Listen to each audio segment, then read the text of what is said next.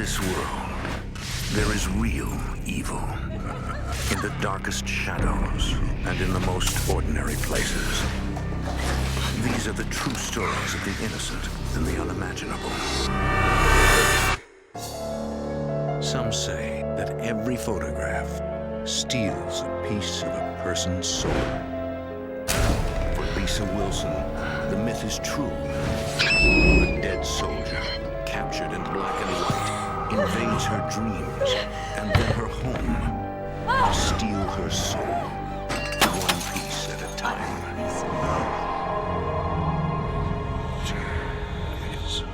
Between the world we see and the things we fear, there are doors. When they are opened, nightmares become reality.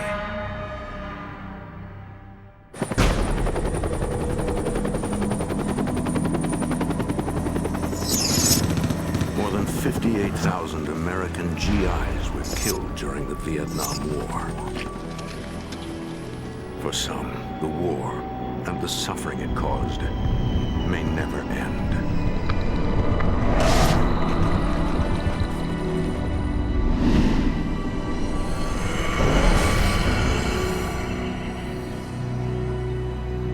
The year is 1994. So I guess this is it? Yeah. Single mother Lisa Wilson is helping her But ex-boyfriend we'll be Dan friends, right? move out of her house. Dan and I were once boyfriend and girlfriend. I needed him when I met him, and he actually helped me through my divorce. But we'll be friends, right? But then our paths went separate ways. I'll still see ya.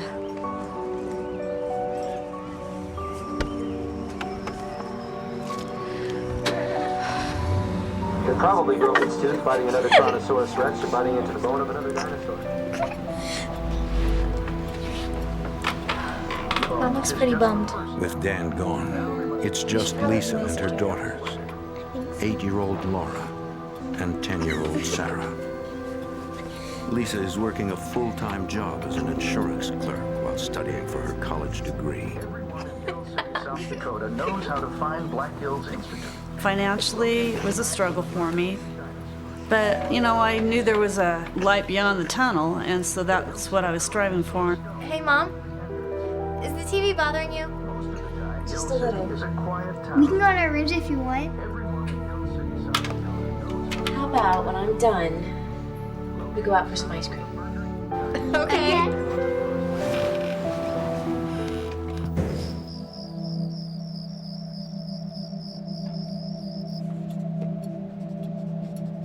Lisa's homework often keeps her up well past midnight.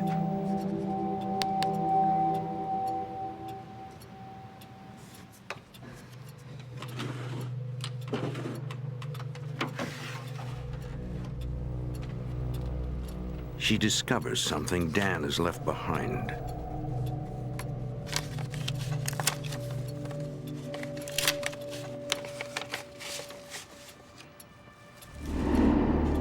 It's a photograph of Dan's brother, Michael. Michael had gone to Vietnam at the age of 18, and at 19 years old, a year later, he was killed.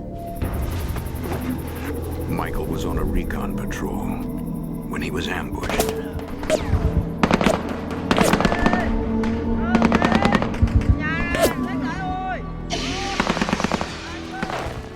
Escort, we need medic now!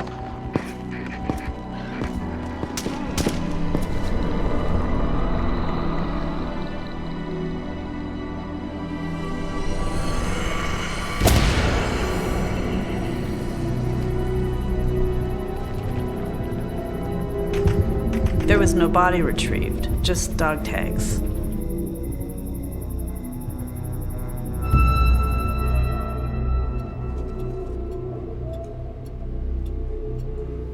In looking at that picture, he looked like he was ready to die.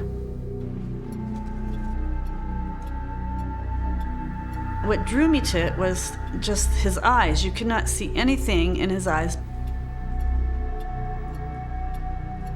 The darkness just pulled me in.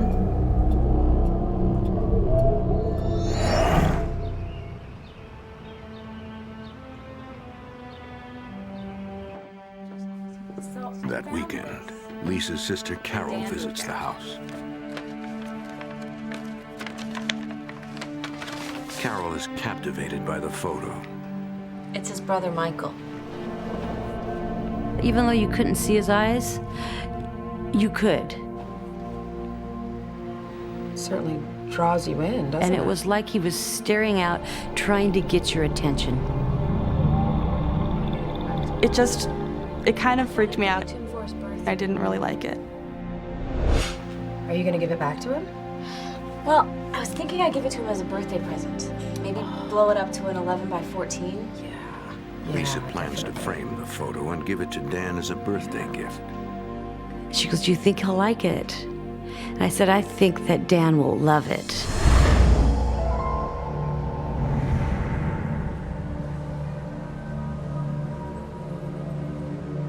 Okay. Days later, Lisa visits a photo shop to have the picture enlarged.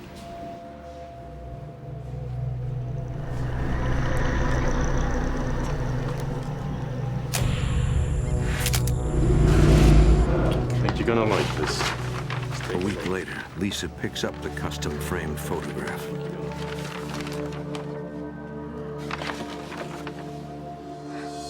I was excited. I didn't really want to give it to Dan. This picture had already become part of my life. It just sprung out at me.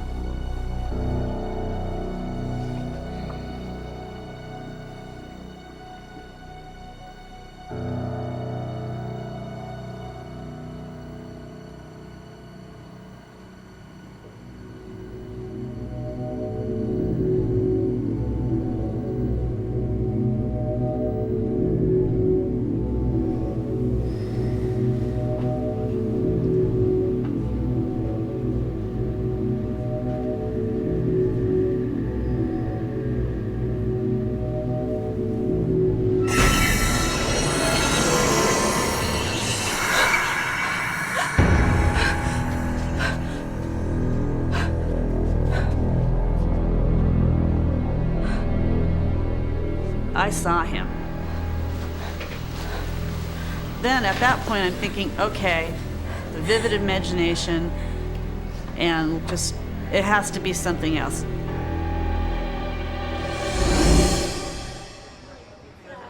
Weeks later, at the home of Dan's mother, Dan celebrates his 40th birthday with his family.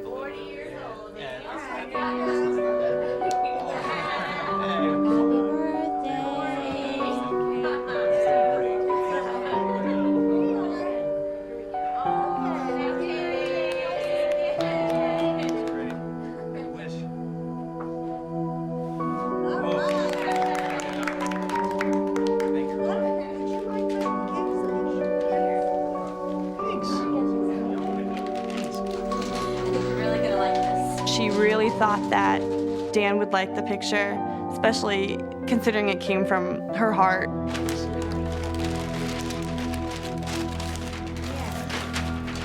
Oh, lots of icing on that.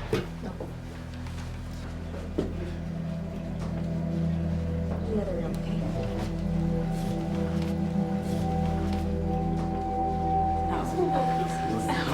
Hey, Yeah, let's keep on. Not a piece of cake. Yeah. Who else wants cake? Want cake? Yeah. Okay. Big piece. Yeah. No, I no. think we should, I thought, oh my God, what have I done? Made one of the biggest mistakes of my life. Did you make this one? I bought this one. Definitely want the corner. Let's go to the living room, okay? Piece right there. Half of it?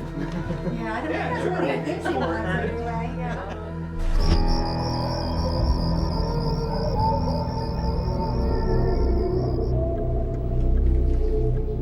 Lisa does not understand why Dan refused her gift.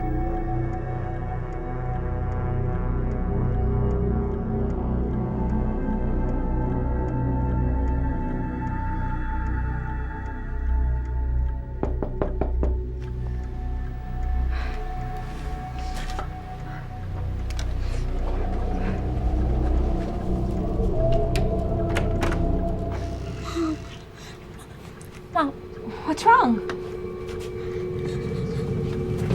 What's wrong? Why is the hallway so cold? It's always cold in the hallway. There's no heating vent out here. Everything's okay. It's always cold in the hallway. So let's just go back to bed. See? Okay. Can you leave the light on in case I have to go to the bathroom?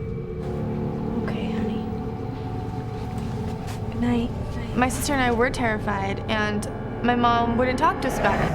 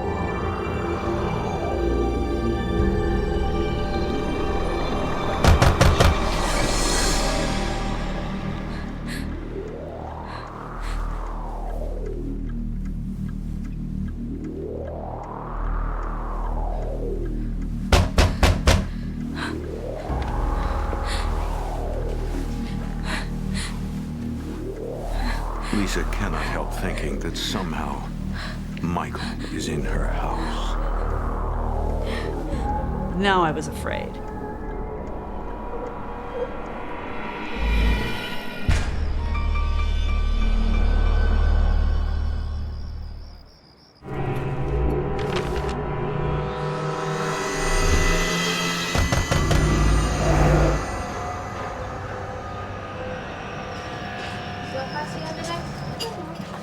How can you not know?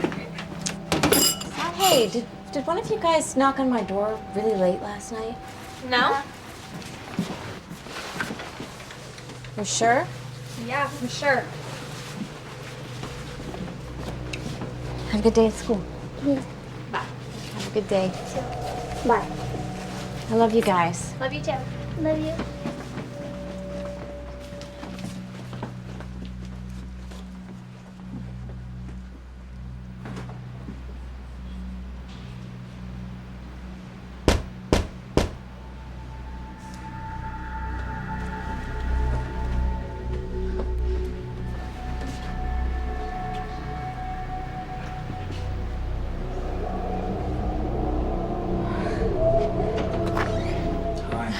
I'm really sorry about what happened at the party.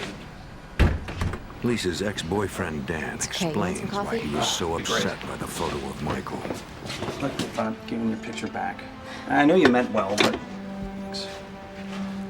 it's just that Michael's a painful subject in our family. But he's your brother. Yeah, I know, but you don't know Michael the way we did. He was always fighting with everyone. I mean, one day he had this big blow I did up find out there was an argument of some sort, and he lashed out at his whole entire family and signed up for Vietnam, and he was out of there. And he was out of there. They never saw him again. Last time we saw him was on a bus at a base of training. It's the saddest thing I've ever heard. Dan says his family tried to put Michael's death behind them. And it was a subject that Dan's family refused to discuss. They would not talk about the war. They would not watch movies that had anything to do with the war or Vietnam. That makes no sense. You know, and my mom, she saw that picture and she had some nightmare that Michael was knocking at her front door. Oh my God, I had the same dream. I think this is important, Dan. I think your family needs to come to terms with Michael's death. I don't want to talk about it. Look, Dan, please, please. Take Michael with you. Michael's dead.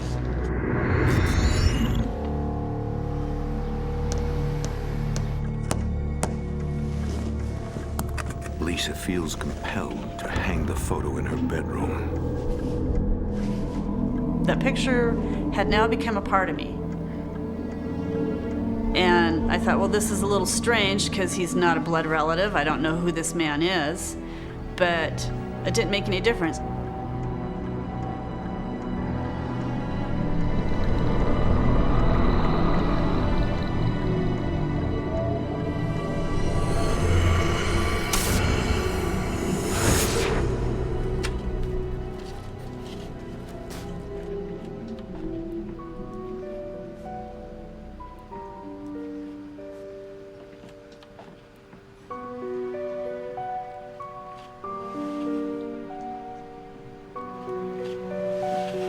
My mom started changing.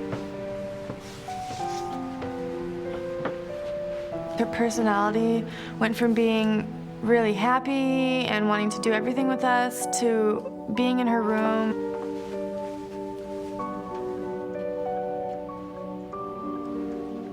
She just totally isolated herself from my sister and I.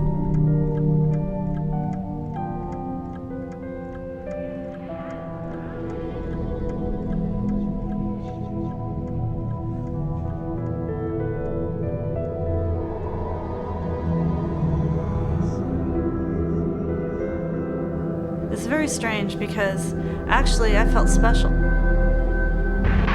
It's kind of like he was mine.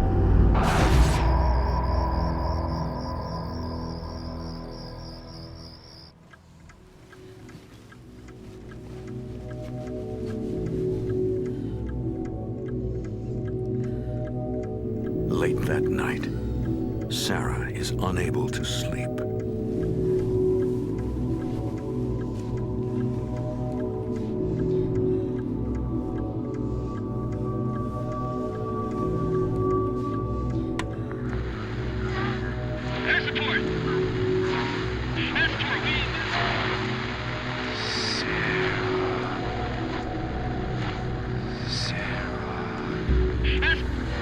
At first I thought it was a weird connection, like maybe with a cell phone or a phone line.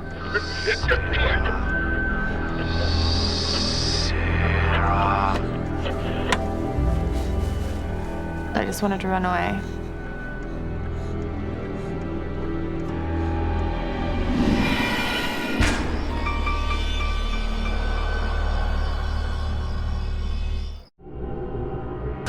Michael's dead.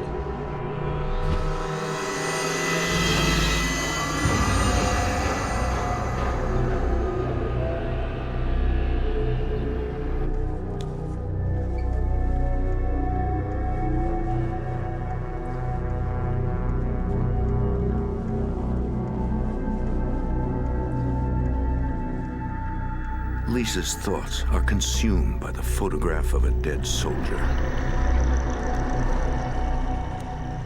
It's like this energy is being drained out of me. It's like just being sucked out of me and being filled with this darkness.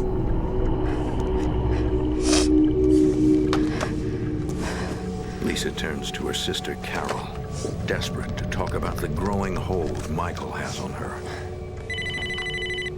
Hello? Hey, Carol, it's me. Hey, how you doing? I'm fine. Really? No, I'm not fine. I can't stop thinking about Michael. She talked about Michael. When I get home, I wonder what Michael's done. And I'm thinking, what do you mean what Michael's done? There is no Michael. It's a picture. Do you hear that?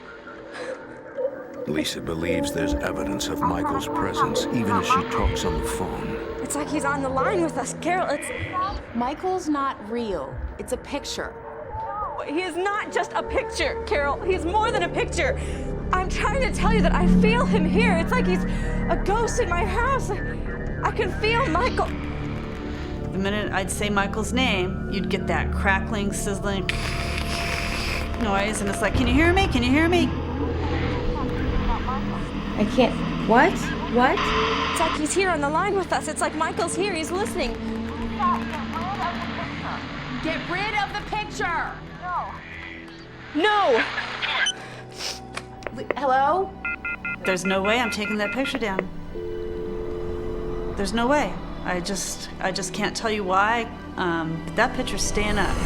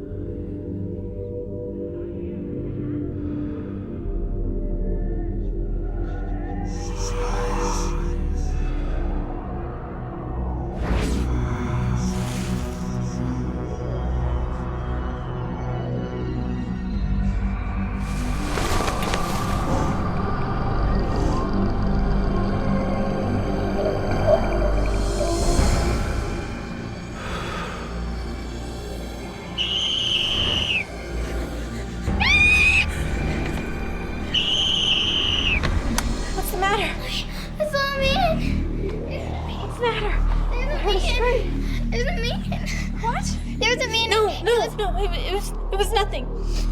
She was having a nightmare. It was just a nightmare. I didn't tell my mom that I just saw Michael because she was already so stressed out and freaked out that I didn't want to worry her more. Okay. Go back to bed, okay? Everything's okay. Everything's fine, okay? Go on, back to bed. Mommy, can you leave the light on? Okay. Good night. I saw him too. What should we do? We kind of realized that this Michael person isn't just a picture. It's gonna be okay. Obviously, Michael was in our house.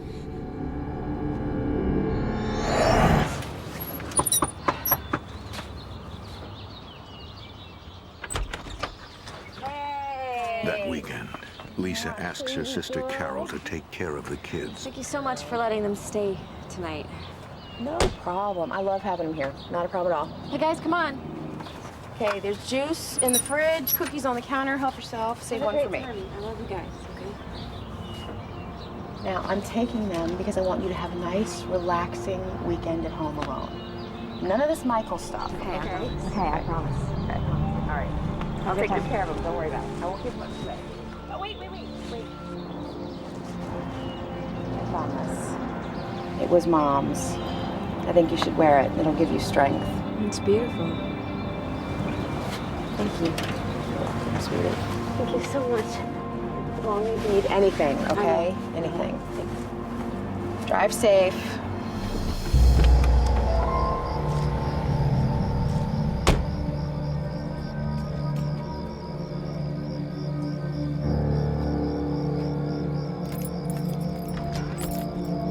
Lisa will spend her first weekend in over a year without her daughters.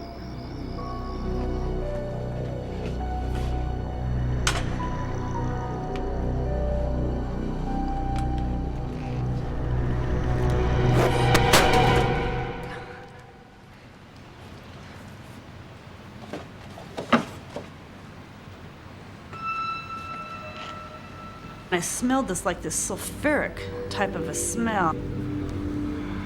I could feel this energy, this crackling type of energy.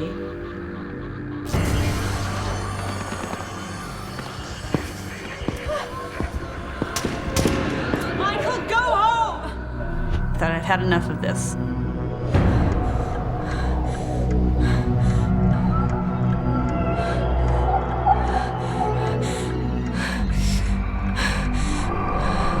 Lisa realizes she must break Michael's hold on her. I've had enough of this dread, this obsession. He's controlling me.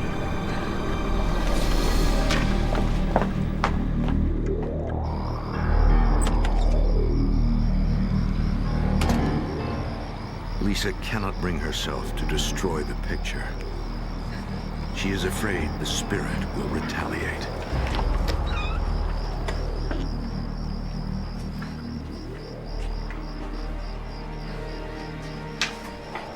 I was afraid of him, but I was also afraid of making him mad.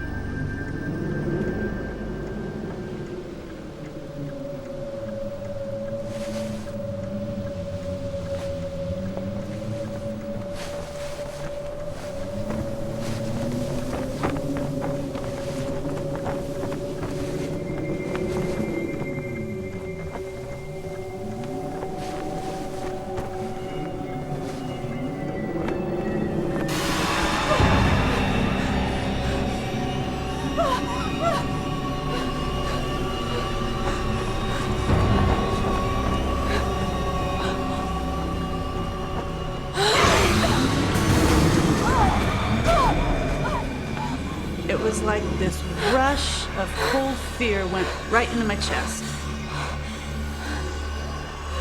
It was terror that I have never felt before in my life, and I knew that was not Michael. That was something totally different.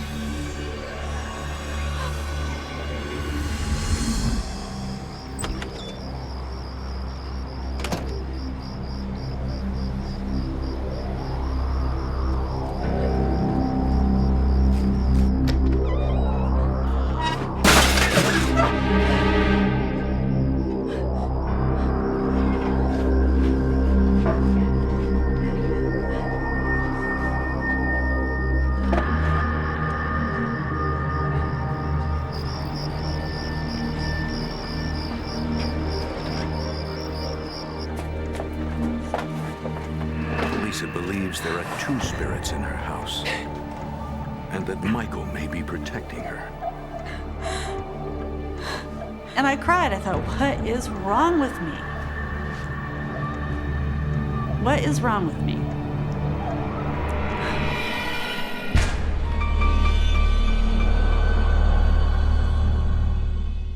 Michael, go home!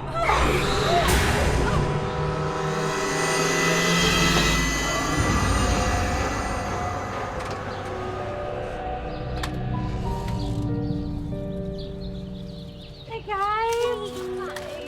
Oh, I've missed you so much. Jeff Barn? Yeah. Go get in the car, okay? I'll be right there. Thank you so much. You're welcome. I got you something. What is this? It's to take the place of Michael, to fill the space where Michael was. Okay. Thank you. Of course. Anytime. Bye, girls. You did take that picture of Michael down, didn't you? Yeah, of course I did. Thanks. I'll see you later.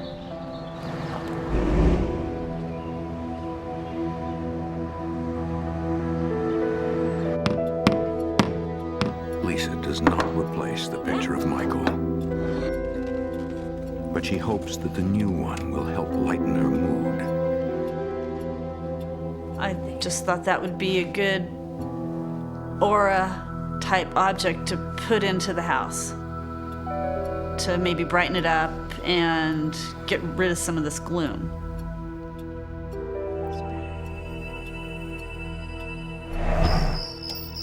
Each day to a riddle. 3,000 mammoth stones, some weighing 300 tons and 20 feet tall, sprawling for almost 30 square miles. The quest investigates Europe's oldest mystery. Who put the stones here? The new picture does nothing to lighten the mood for More Sarah. important, why?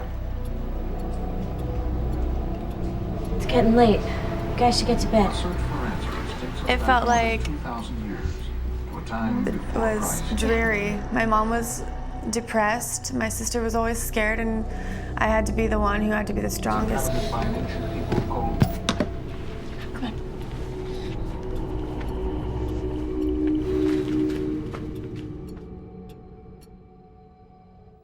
Laura continues to fear the hallway. Ready? Let's go. We'd actually run to get to our room because something in that hallway scared us. Get in bed. I could sense when I was in my bedroom that something was in the hallway. Get in bed. I thought someone was always staring at me. I thought someone was always looking at me.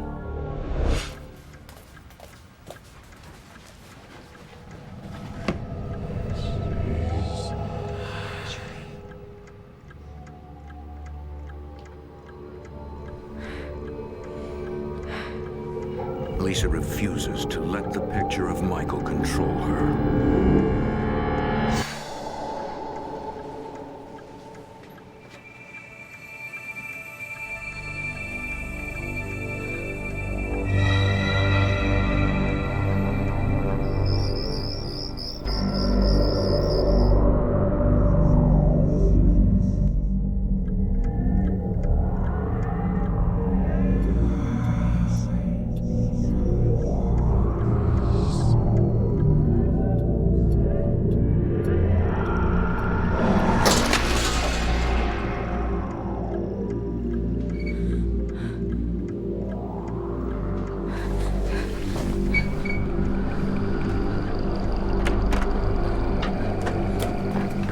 Sarah?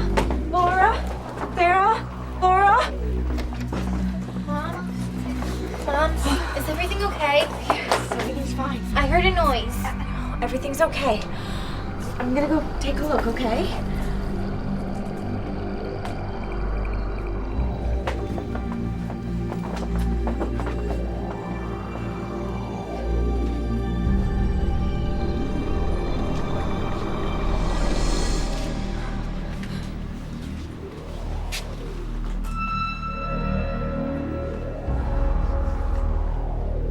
I was scared. Because if something can move a huge picture down a hallway, he can do anything. I must not have hung it right, and the wind blew it down. Mom, how could it just fall off the wall and come between the hallway? It had to have some sort of help. And I said, Mom, we're not stupid. I know this is Michael. And I said, how do you know about Michael? He's been in our room before. Just because we see him. I couldn't see him, but they could see him. Laura didn't have a nightmare the other night.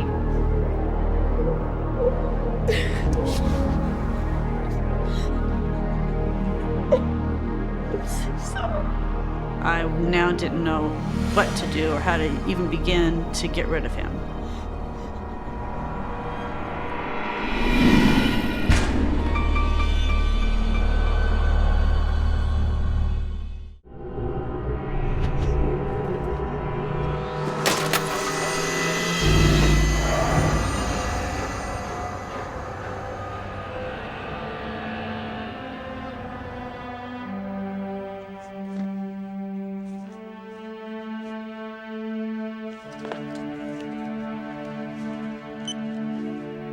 Lisa calls the local health science center, searching for someone who can help. Hi. Yeah. I swear this is not a crank call, but I'm having a problem with like a ghost or an entity in my house. Basically, I asked them if they had Ghostbusters. And they kind of laughed at me, said no. They said, but that's a great story. Well, do you know anybody who does? She referred me to Kate, who worked from a guardian angel type of a group. And she said she'll be able to help you. Oh, can I have that number, please? The group claims to help earthbound spirits find peace. Thank you.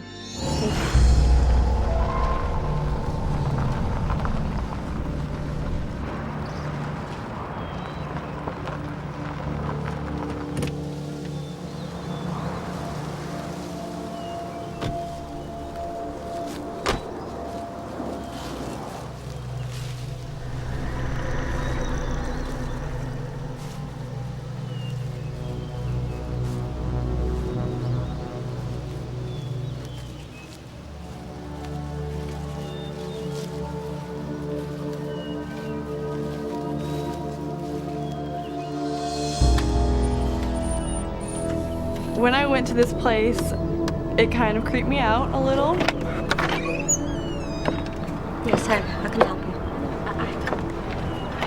you? I was scared for my mom. I was scared that it wouldn't work. And if it didn't work, what would we do?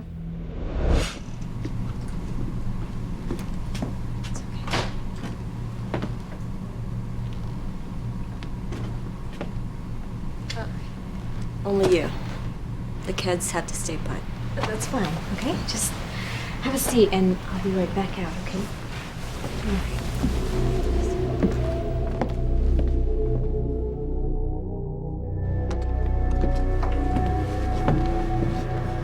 Have a seat right here. Kate will be right with you, okay? Thank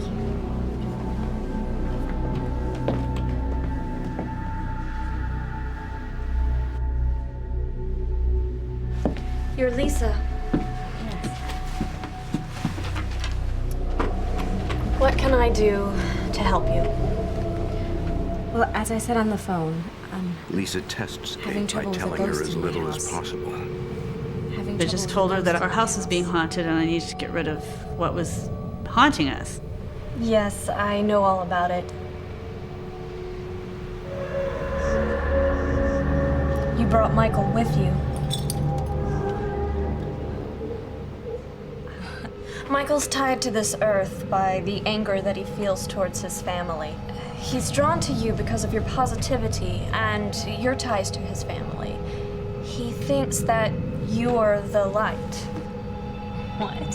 He doesn't want to let go of his anger that he feels, but he desperately needs to. If you want to rid yourself of Michael, we can set up a channeling session. It'll take us a few days to prepare for it. Are you sure you are ready to let go of him?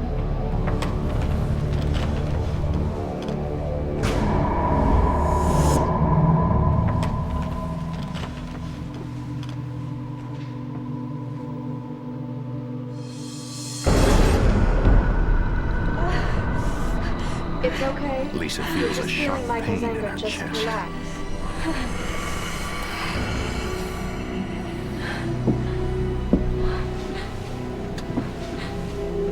She says, well, Michael's gone. I'm thinking, whew, got rid of him. That was easy. I said, well, gone. I said, gone where? He went back to your house.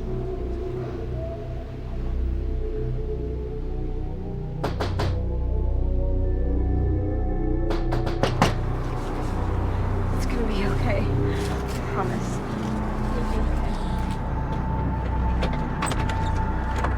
Hey, you guys, what's going on? I don't want to sleep at home tonight. Oh my god. Okay, okay. Come on in.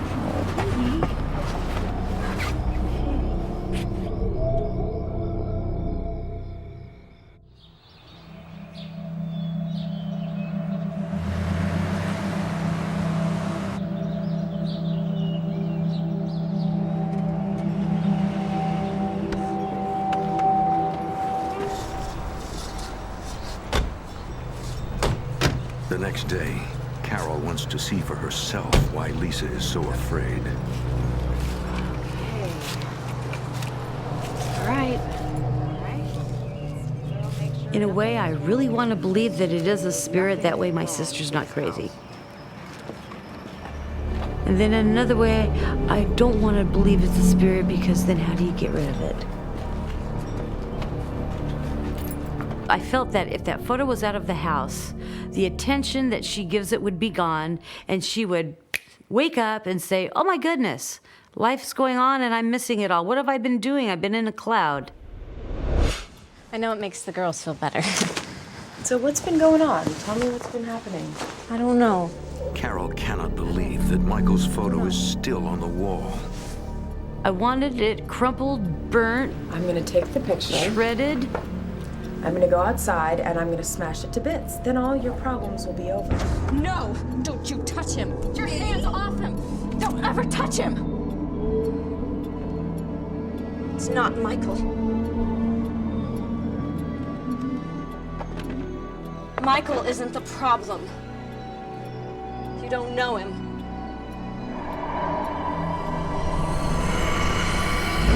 I don't know what came over me. The picture just affects me so much. Lisa, I am your sister. You know I love Some you people and would do eat anything when they're for you. upset. Some people drink. Maybe she found Michael. Your obsession with Michael and this picture is out of control. It's too much. Michael needs me. I'm the only one who cares about him. Michael isn't real. You want to know what is real? Those girls are real. Show them you love them. Destroy the picture.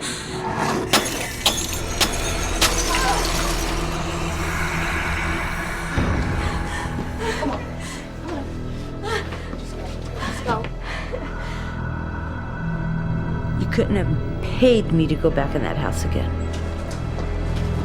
Ladies, to the car, please. Seatbelts. I was afraid for my sister's safety. I was afraid for Sarah and Laura's safety. Come on, girl. Carol takes the girls home with her. Lisa is left with an important dilemma: how to reclaim her life.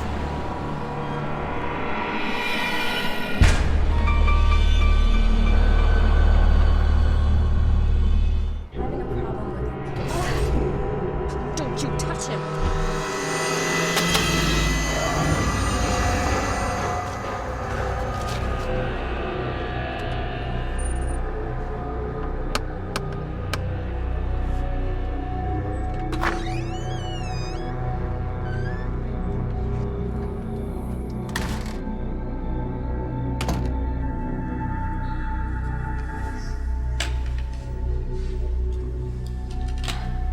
The psychic plans to use a channeler to make contact with Michael's spirit and encourage him to move towards a more peaceful afterlife. And that he needs to cross over to the other side.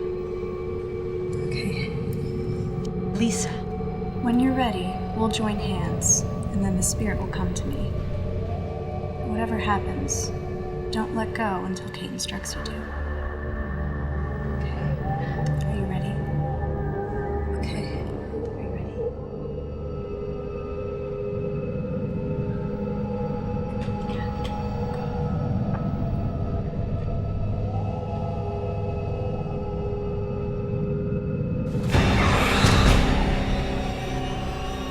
The face of this woman was total evil.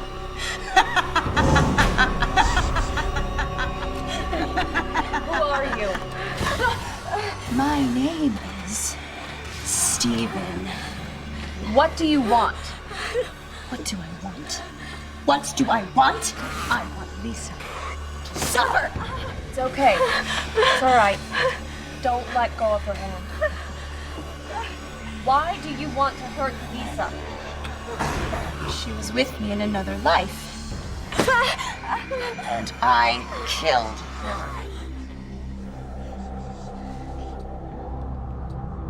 How did you get here? Who brought you here? He brought me here.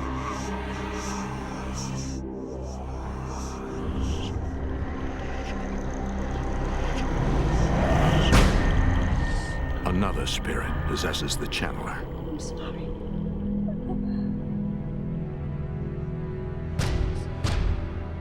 I'm sorry. I didn't mean to hurt you.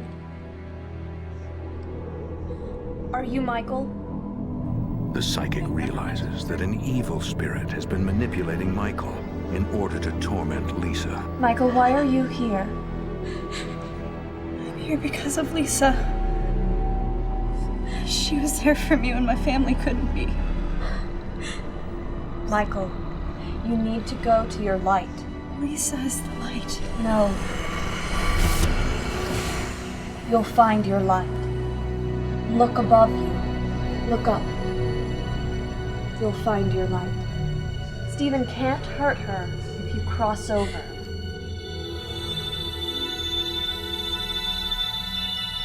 This person got this kind of serene look on her face, and she said, "I'm sorry, Lisa." She says, "But now I see the light. I'm sorry. I'm going."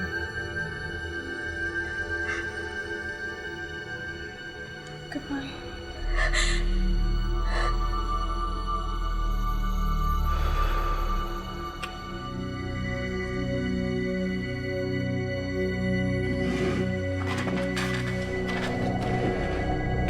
I could feel him just gone. Which was so sad for me because I didn't get to say goodbye. And he'd been with me so long. So it was kind of heartbreaking. But then I knew he was where he was supposed to be. Lisa never learns anything more about the evil spirit that called itself Stephen. But she hopes that with Michael gone, it will no longer have any power to hurt her. In the following weeks, the atmosphere in Lisa's home returns to normal. Michael's photo remains until Lisa graduates from college and is ready to move out. When I looked in his picture, it was like that obsession was gone. It was kind of like a tombstone. You always put a head on a tombstone to memorialize a dead person. And that's kind of what that picture was to me.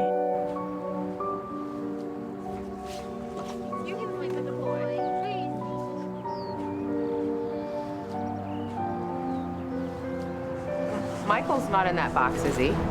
No, he isn't. Come on, guys. Let's get in the car, okay?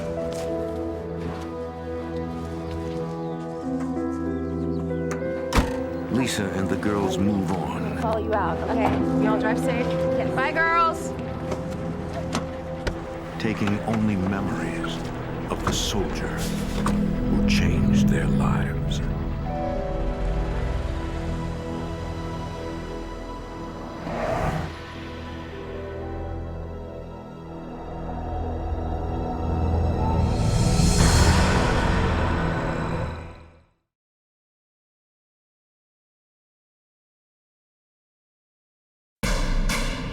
In this world, there is real evil.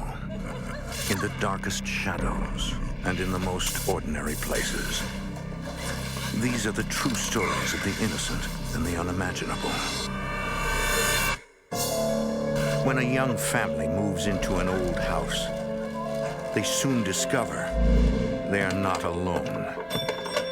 Late-night attacks by violent spirits turn their lives into a living hell, until a courageous young boy challenges the dead who refuse to die.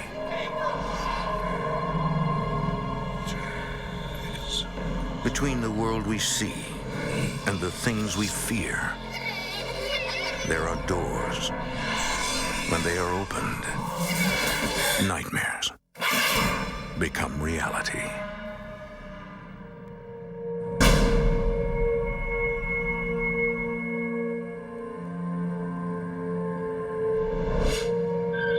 Glen Burnie, Maryland, a small community in the shadow of Baltimore. For generations, it's been home to honest, hard-working families. But when evil spirits rise, there's no refuge for the innocent. Even here, restless souls roam in anger, seeking vengeance from the living.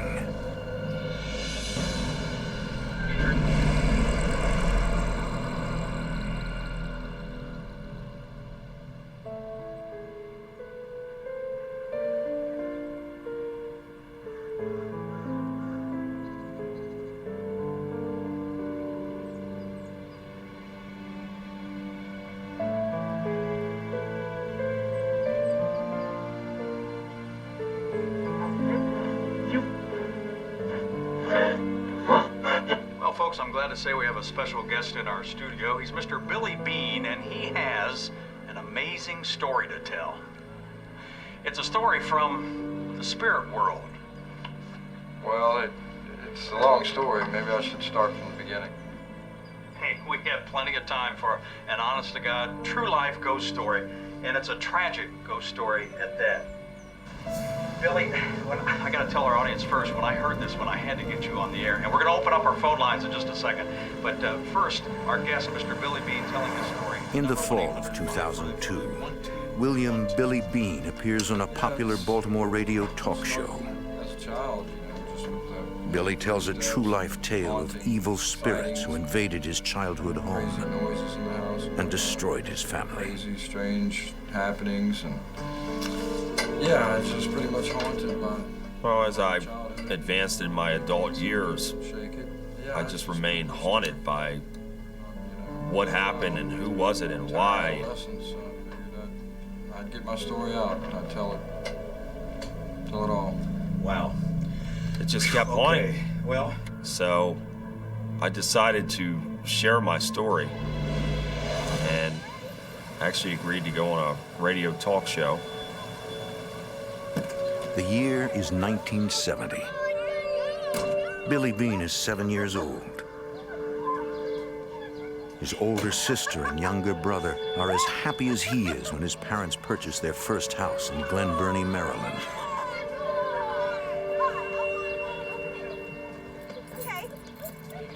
Billy's father is a general contractor. His mother works at home, caring for the family. I know, I'm so excited. our first home.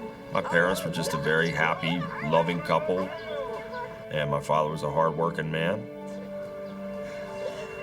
Oh, look at this.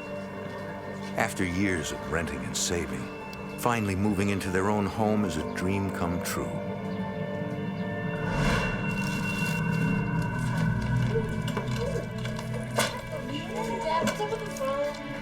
Oh, sweetie, it's not hooked up yet. I think they're hooking it up tomorrow.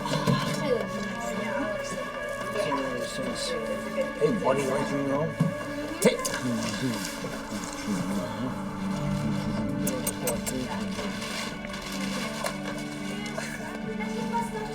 Yeah, go ahead. You know where it is, right? Yeah.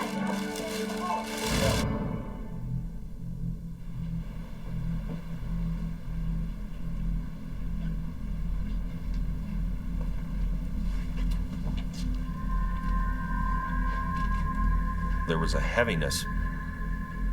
It just had an eerie look and an eerie feel. I just knew that something was scaring me. I didn't know what it was.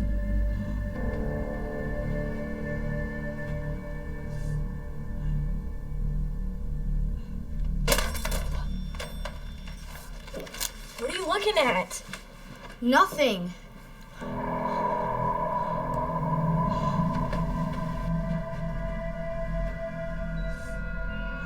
From the moment she moves in, 14-year-old Patty is uncomfortable in the house,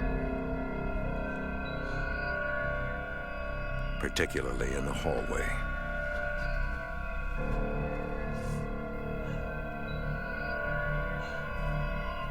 It was scary. You just felt fear going down this hallway. I had the room at the end of the hall.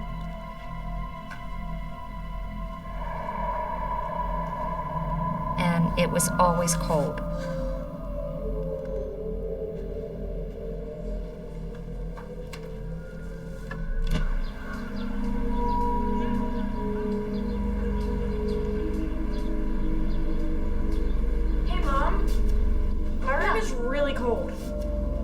I'll have Dad take a look at it, all right? Okay, thank you. No problem.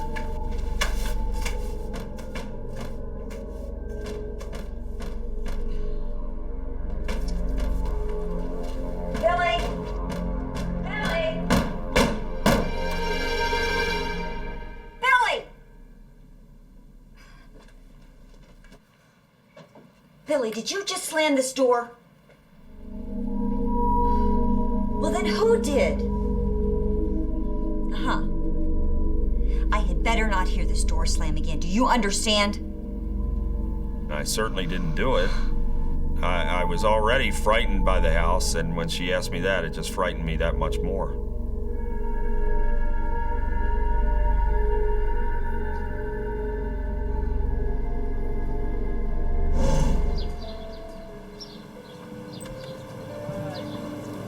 Hurry up, the bus is here.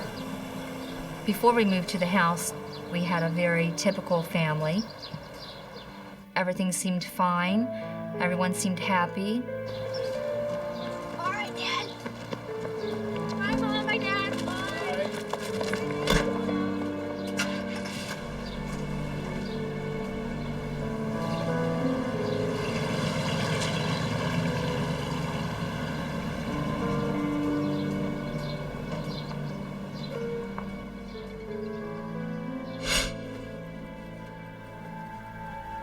My mother would make the beds in the morning after everyone was off.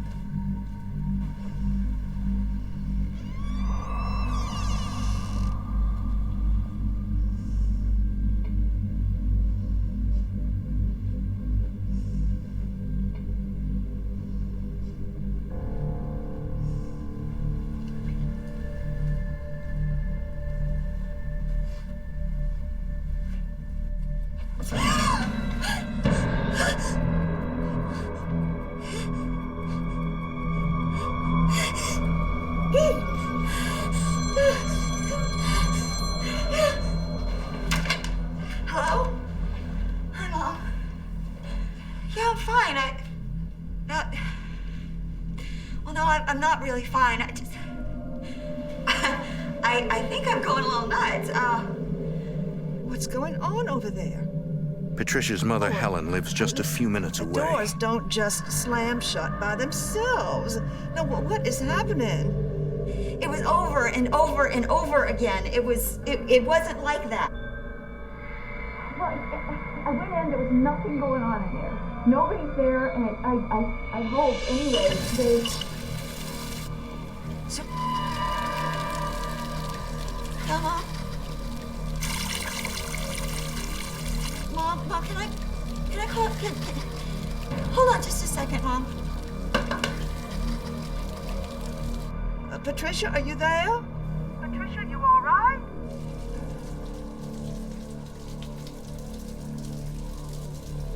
Oh, no.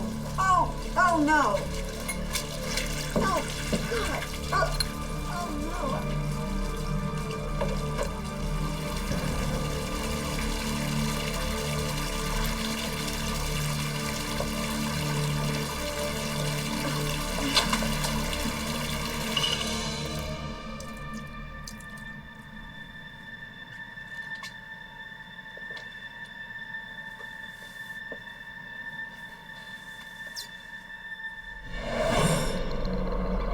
Patricia tells her mother she fears the house may be haunted. Sorry about that. I heard something down the hall. Well, I went down to the bathroom and the water was pouring all over the side. And I overheard my mother talking on the telephone with my grandmother about the water faucet incident. And that really alarmed me. But really had no true idea of what was going on. No, I didn't cut it on. Nobody in this house cut that on. No, I know, but There's something not of this world in this house. I can feel it.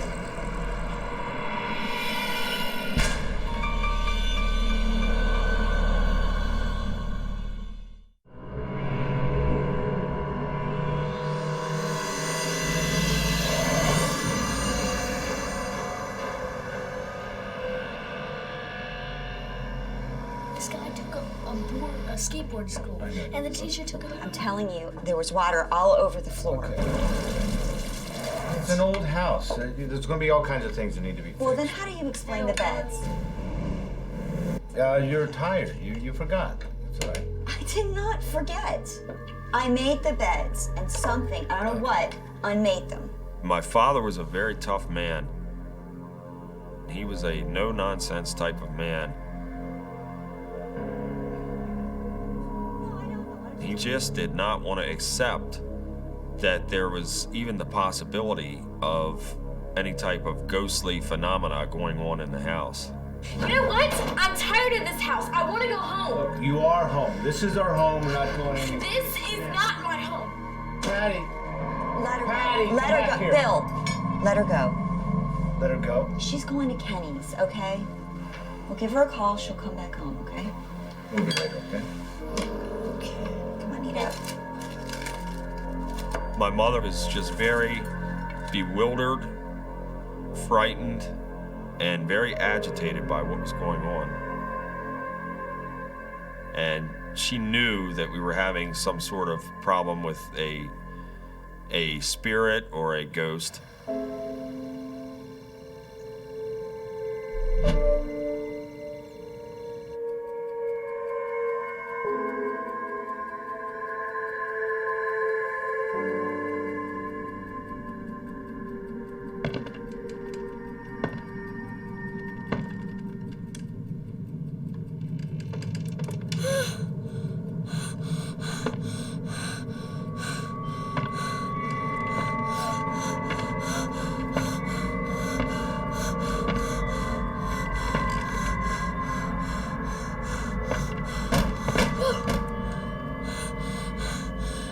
It sounded like heavy footsteps,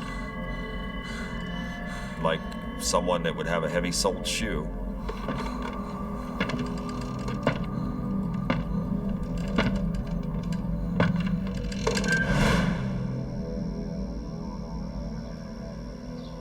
Come on, guys, let's get a move on.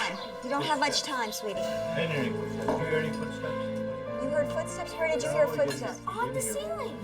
What was it? Just tell me what happened. I was lying in bed, and I heard sounds from the walls. I Is it heard walls or is it the footsteps ceiling? on the ceiling. It was a squirrel or something. It's up there, got in the hole in the soffit or something. Squirrels don't wear boots. Squirrels don't wear boots, but you got me on that one. That's true. There's a squirrel or something up there crawling around. There's a hole in the soffit. I'll check it out, okay? Bill's lack of concern for what his family is trying to tell him begins to drive a wedge between him and his wife.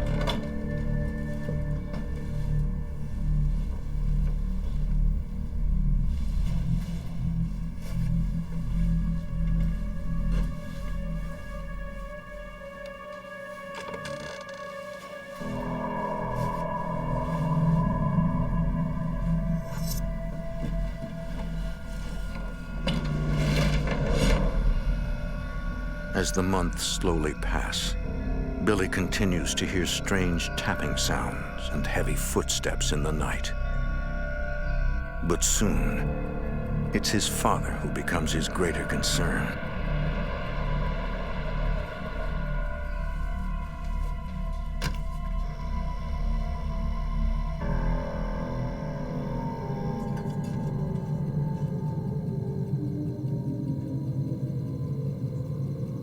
not even a year after these events started occurring on a regular basis, he started developing this heavy drinking problem. It progressively got worse, and to the point to where he was staying out for a couple days at a time. Business was failing because of it. I truly believe that these entities were pushing buttons and just trying to divide and conquer us as a family. If you just ignore it, it'll go away. Bill, there is something unnatural in this house, and I am afraid for the children. Look, I'm not moving my family for something that doesn't exist, okay? Like I said, if you ignore it, it will go away. It's not that simple. It is that simple, okay? So just drop it. I'm not moving my family for something that doesn't exist. Bill, I'm not saying that This is my house. I don't want to leave the house. Look, we're not going anywhere. What's wrong with you? You want to leave? Is that what you want? Look, we tried to build this house. We saved a long time for this, and you just want to walk away because of some imagination. Look, if you want to leave, then go on. All right, pack up your crap and just get out. Would you just shut up and listen to me? Just listen. At the time, I didn't know what to think. But now, as an adult looking back on it, there's no question in my mind that these entities were fueling him. Shut up and listen to me. I'm trying to explain something. I understand that you're trying to, but I'm just shut that mouth. You talk like this. You're just shut frightening me, Bill. Okay? I'm asking you to let me explain something to you, and you won't listen to me. You keep talking. No, just listen to me, okay? Just listen to what I'm saying. Billy, go back to bed, honey. Did you hear what your mother said? Go back to bed.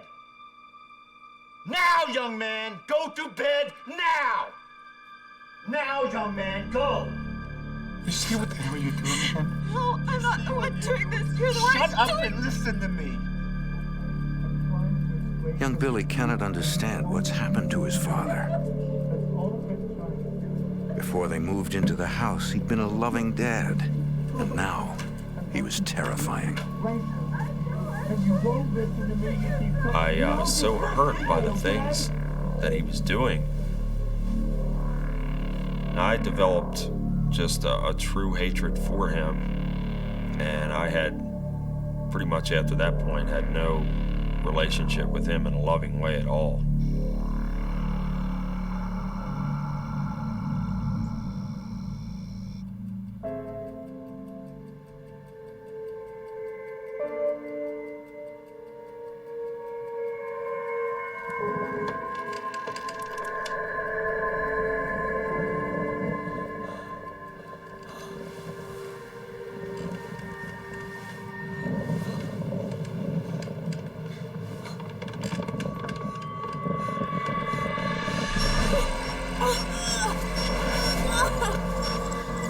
I wanted to scream out for my parents, and I couldn't. My mouth wouldn't even work.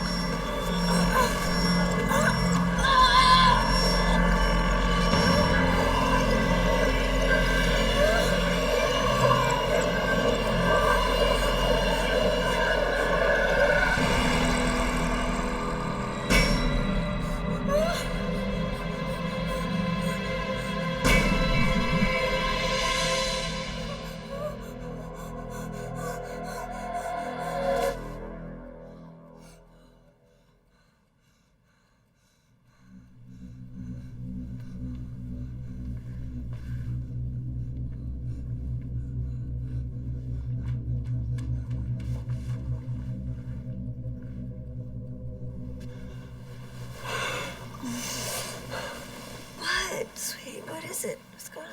I saw something. You're just having a bad dream. Now go on back to bed. I don't I absolutely did not want to go back in there. I was terrified. Okay, all right, sweetie. I'll go in there with you. No, you stay here. Billy, let's go back to bed. Go back to bed. But Dad! Now.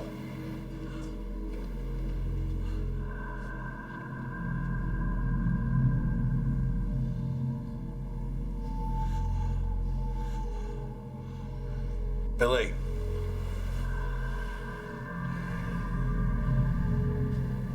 The most traumatic thing had just occurred. and my parents were sending me back to my bed, I did not want to go back to that room.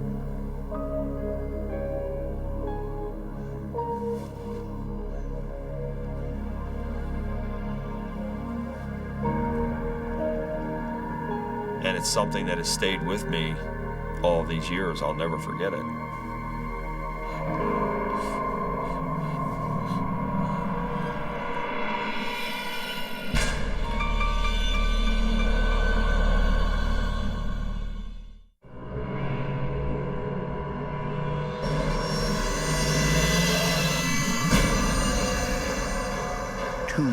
Of unexplained events have taken their toll on the Bean family.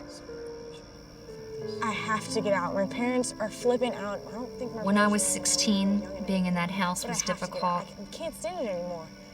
One reason being the presence that I always felt, the fear, constant fear. Bye. Love you. Love you too.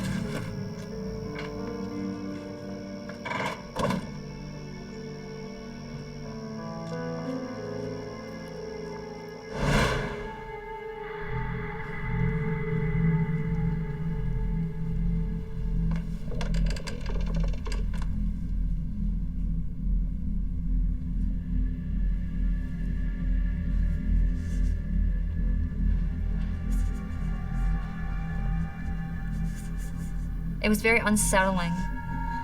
It just got crazy. I couldn't stand it.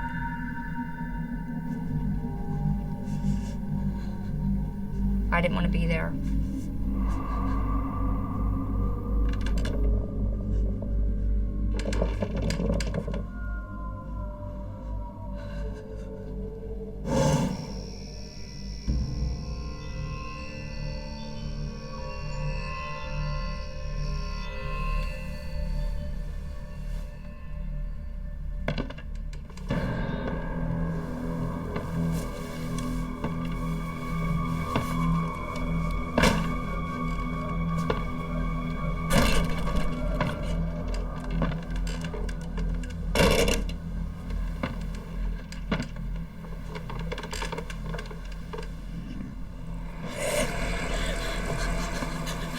I felt something touch my leg.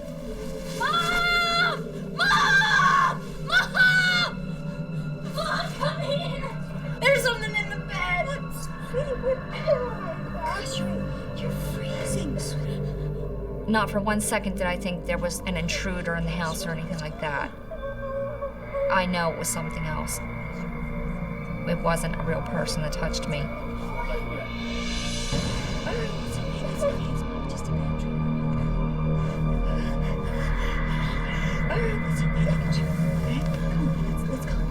That scared me very much. So much that I just didn't even want to be in that room anymore.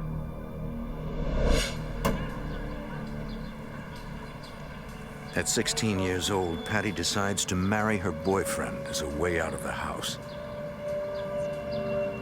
Patty's mother begs her to change her mind, but Patty will not listen. Anything at all. Anything. It wouldn't have mattered who my boyfriend was. I just wanted to get out. And it's so unfortunate it went from being a loving family to just a very cold family that was existing on a day-to-day basis.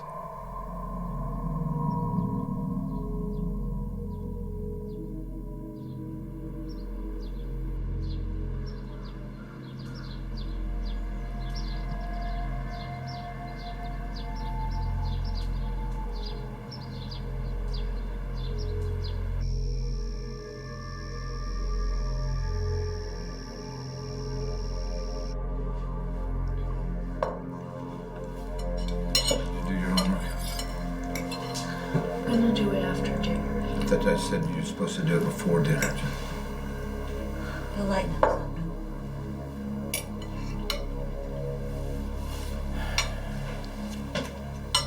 I was very angry. I was withdrawn and just had tremendous hatred for my father for not getting us out of that environment with these evil entities that were destroying us. I'll be back.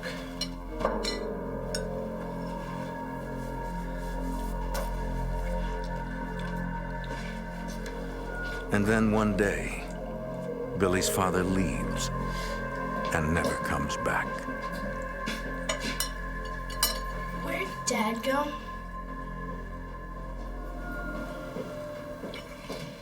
He went out for a walk, sweetie. It was so ironic because my father was the one that wanted to fight and stay, and he ended up leaving. And my mother was the one that wanted to leave the whole time. Billy realizes that his mother is the only person left who can help him cope with whatever is haunting the house.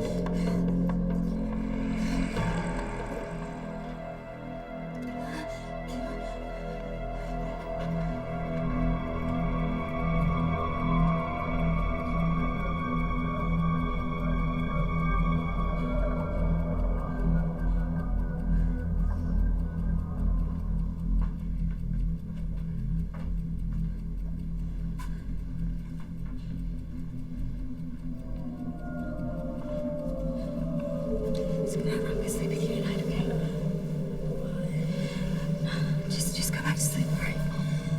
Did you see them? Just go back to sleep, sweetie. Just go back to sleep, okay? But did you see them?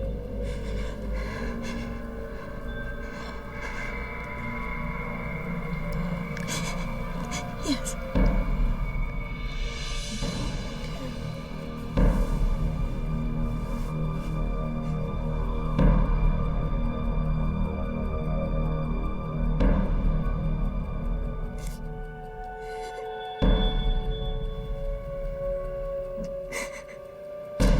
Billy's mom begins spending every night with her sons. So there was 3 of us left in the house, and we were living out of 1 bedroom.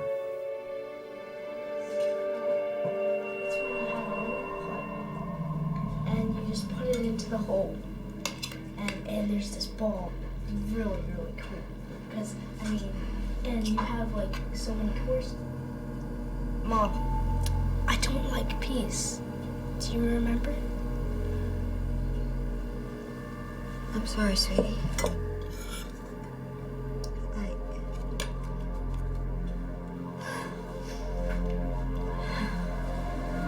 What's going on? Oh, he's just not feeling good. What's going on? Go call your sister, sweetie. Phone's Okay.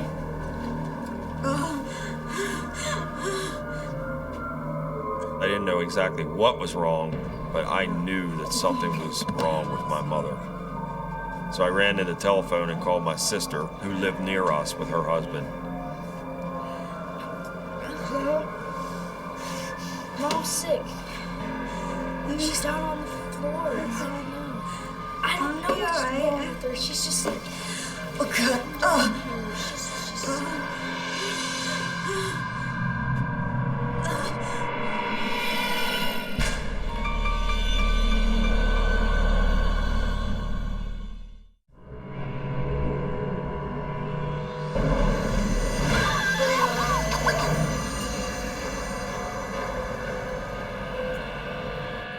Mother wasn't getting enough oxygen to her brain. That's what caused her to fall out. Okay, but she's gonna be fine. Excuse me, miss. How are you? Fatty Meaning's mother? Listen, I'm gonna need to speak with you. Yes. Well, how is she? Why is she here? Your daughter had a slight stroke. Oh, a stroke. Okay, The but doctor she's assures Patricia's mother that the stroke is a mild one. But she'll need to be hospitalized for additional tests for another condition. Her kidneys aren't functioning the way they should. A few days later, Patricia fully recovers from the stroke. But she will eventually require dialysis for her failing kidneys. Patricia, could I talk with you a minute? Come down here. What is it? I know, talk. Patricia's mother is convinced that the entities in Patricia's house are responsible for all her problems. She was in poor health, and she couldn't work.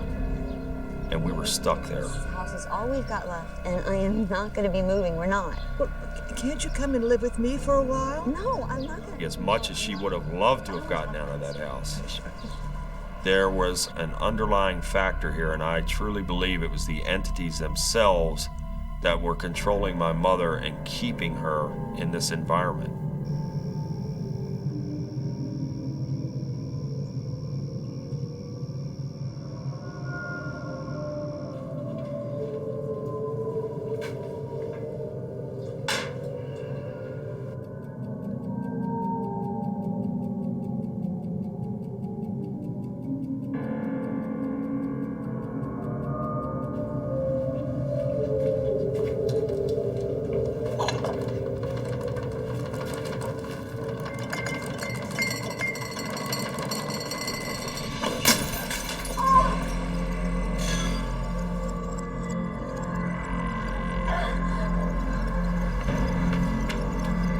What's going on? Oh, what happened? Go call your sister. I'm gonna need stitches. The phone, the number's right there, okay? Be careful, there's glass all over the floor. I don't want you to get cut.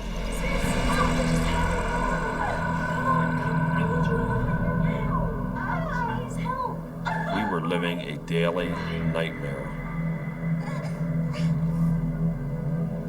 These things that occurred in this house are truly atrocities. It's gonna be okay. I would go outside every night and look up at the sky and just want something to take me. Just take me away from all this every night.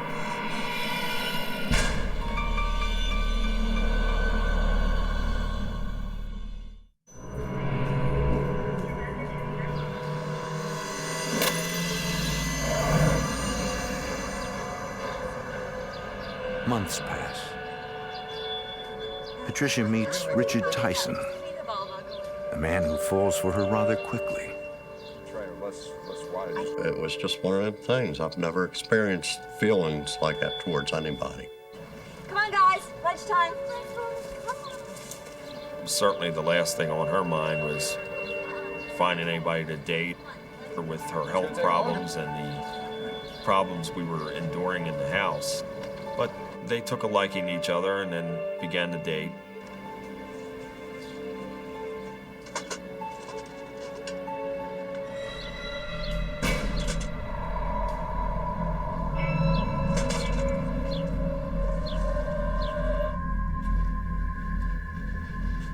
Patricia? Patricia? Who is that was just in here? There wasn't anybody in here. I saw a lady with blonde hair standing right here. She was in a nightgown. A nightgown? No, I was just putting the kids down. She was I standing know right here. what I'm seeing. There's nobody I'm in not this drinking. house. Are you sure that there's no I'm one not in doing here? any I drugs. just walked through the house. I don't think I'm crazy. I'm thinking, what is going on here? You know, and I can't explain it. Are you telling me this house is haunted? No, I'm not telling you this place is haunted.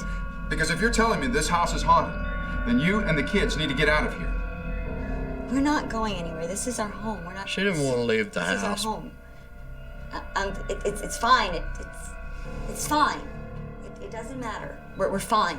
She had nowhere else to go. She couldn't afford anything else. And she was the type of person who was so proud she didn't want to accept anything from anybody. Over time, Richard becomes a bigger part of Patricia's life. Good morning. Good morning. You want some coffee? Yeah, I'd love some coffee. What is... What is this? God! Ah! What is this? Ah! Oh God, it's dog hair! Get up! Jeez. God! What did you do? What did I you didn't do a thing. I mean, this... We didn't hear any noise that night. Patricia, come here. Look at this. There was no blood. There was just dog hair. So I went in the bathroom, and the wash basin was full of dog hair. Patricia? I'm petrified. Blood. Oh God. Oh God. Pat was definitely scared.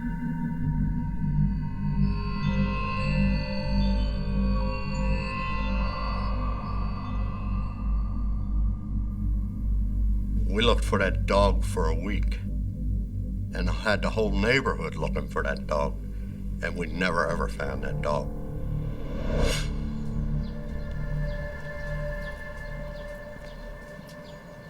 Desperate for help, Patricia asks Father John Auer, a Roman Catholic priest from a local parish, to bless her house. Patricia told me that they were having a lot of strange activity and seeing spirits and ghosts and hearing noises, and so she asked me to come down and see what I could do perhaps to solve this situation. Patricia, why don't you tell me what you've been experiencing? Well, we've had some objects moving around and things flying out of the cabinets, things cut on by themselves.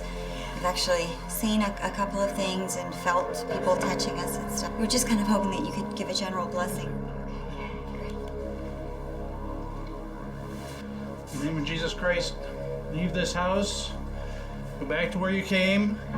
In the name of Jesus Christ, leave this house, go back to where you came. In the name of Jesus Christ, leave this house, go back to where you came. In the name of Jesus Christ, leave this house, go back to where you came. This is our dining room. In the name of Jesus Christ, leave this house. Father Auer does not sense the presence of any spirits. He tells Patricia that if the spirits return, she should sprinkle holy water throughout the house and recite what's called an intercessory prayer. Intercessory prayer is a prayer requesting that God would come in some dramatic way or effective way and remove the evil spirits. We can do the blessing? You don't have to? Yes, Billy, you or your mother can do the blessing. Oh, thank you so much. You sure I can't get you? Please, I'll give you. No, thank you. I have to go. Thank you. I'll talk to you later, okay? See you on Sunday? Thank you. Later that same day, Guys, I'm pretty excited about this. What do you want to do? I don't know. You want to get some ice cream?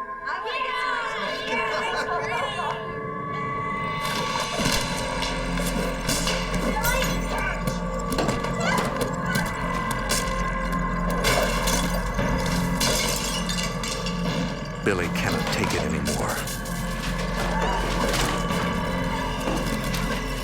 He decides to confront the entity himself. I became enraged. I was ready to do battle with these entities. And I said to them, in the name of Jesus Christ, I command you to show yourself. I command you to leave our family alone.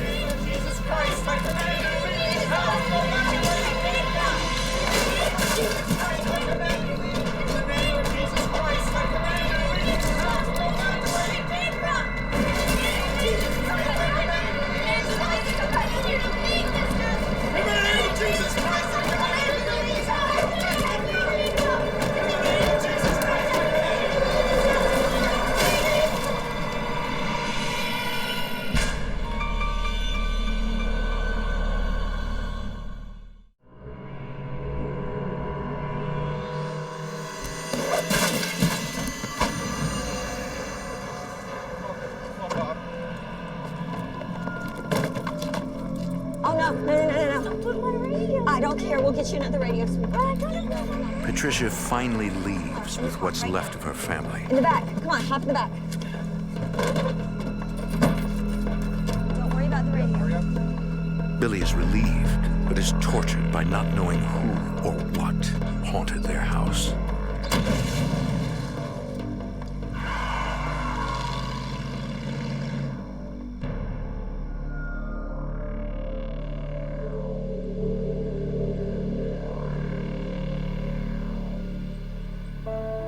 I tried to let this go. I tried to just forget about it and not look back on it. And unfortunately, it still haunts me. 10 months after leaving the house, Billy's mom dies of a cerebral hemorrhage. His father dies several years later. He and his siblings are left to wonder why his parents were unable to protect them all those years. They did the best they could, and they made the decisions they felt were the right decisions. But I just wish to God that they would have found some other way or some other home or someplace else that we could have gone and had some normalcy in our life, because our childhoods were robbed because of this house and these things that transpired in the house. This is a man who has been haunted by strange and terrifying series of supernatural events for what, Billy, 30 years now? 30 years, that's right. Okay, well, I know all of you out there have questions just as I do. We're going to take a short break and come back with more with Billy Bean. Thank you so much, Billy. Did you ever find the answer to these hauntings? Yeah, I wish I did. I really do. Billy receives a call from a man who heard him on the radio. He claims he may know the identity of the spirits that haunted his childhood home.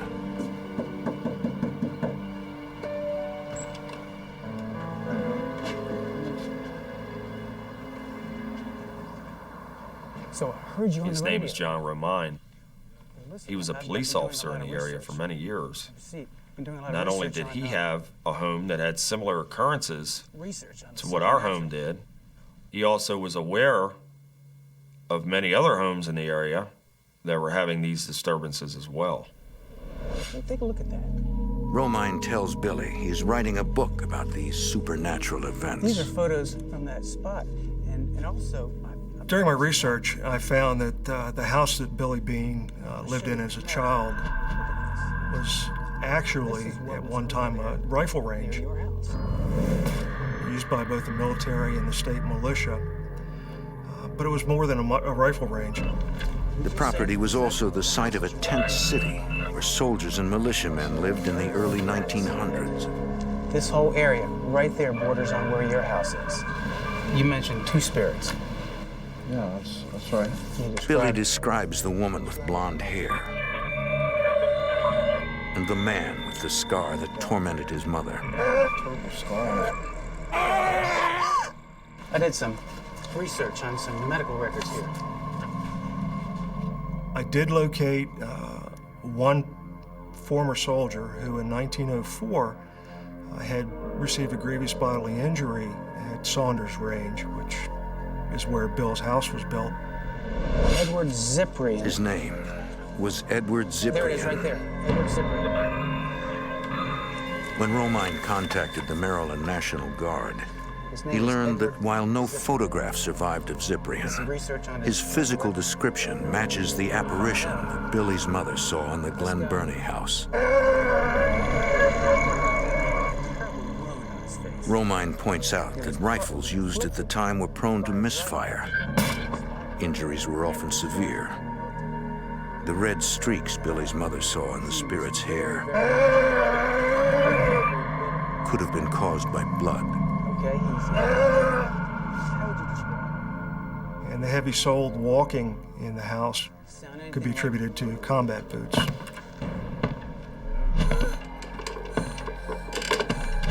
According to Romine, Cyprian later died, a bitter and angry man. It's not proof beyond a reasonable doubt, and it would never stand up in a criminal trial. But as far as a preponderance of the evidence, I feel fairly confident that the descriptions match. Romine has no explanation for the female This is apparition, what I've been finding. but he assures Billy he will continue to search for answers. For Billy, the interest of a retired police officer gives a little insight into an unhappy childhood. I think knowing the reasons why some things happen there and who caused them to happen, and knowing that he wasn't to blame for everything that happened, I feel he rests easier at night. And it gives me great satisfaction knowing that in some small way, maybe I helped the man. I gave him some answers to questions he was trying to find. Since John has shed light on some of these events, I can just go on with my life. I have that sense of closure now.